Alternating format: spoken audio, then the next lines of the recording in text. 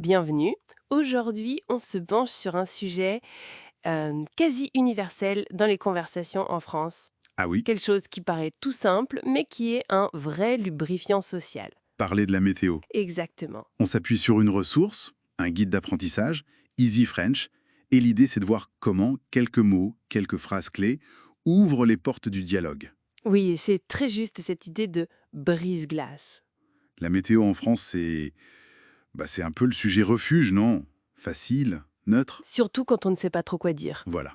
Et puis, comme le dit bien la source, le temps ici peut changer si vite, même dans la même journée.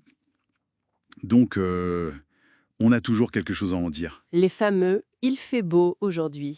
Ou le classique, quel temps? Il pleut encore, un peu dépité parfois. Il fait beau, il fait chaud, il fait froid, il fait du vent. Les fondamentaux.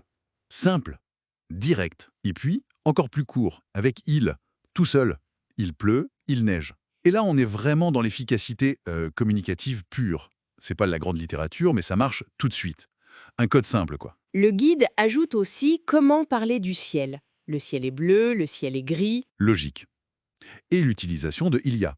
Il y a du soleil, il y a des nuages. La source insiste d'ailleurs sur l'importance de répéter à voix haute. Bah oui, pour que ça rentre. Mais ce qui est intéressant, c'est de voir qu'avec si peu, finalement, on peut déjà avoir une vraie interaction sociale. C'est ça. Pas besoin de structure hyper complexe pour démarrer. Non, vraiment pas. Et forcément, qui dit météo, dit saison. Le guide fait le lien, bien sûr. L'été, chaud, soleil, plage. Les images classiques. Le vent, les feuilles qui tombent. L'hiver, le froid, la neige, parfois. Le chocolat chaud. Le réconfort. Et le printemps, la narratrice de la source dit que c'est sa saison préférée d'ailleurs. Ah oui. Oui, avec la douceur, les fleurs, les oiseaux qui reviennent. Et c'est vrai que lier météo et saison, ça enrichit tout de suite la conversation. On sort du simple constat il pleut pour aller vers l'ambiance, les activités. Ça donne du corps, oui. Le vocabulaire prend plus de sens. Exactement. C'est plus évocateur. Pour illustrer tout ça, le guide donne même quelques exemples concrets, une sorte de mini bulletin météo. Ah, intéressant. Alors, à Paris, 12 degrés, du vent. À Marseille, beau, 20 degrés. Le contraste, le classique. Pluie, 8 degrés seulement. Et puis Nice, 20.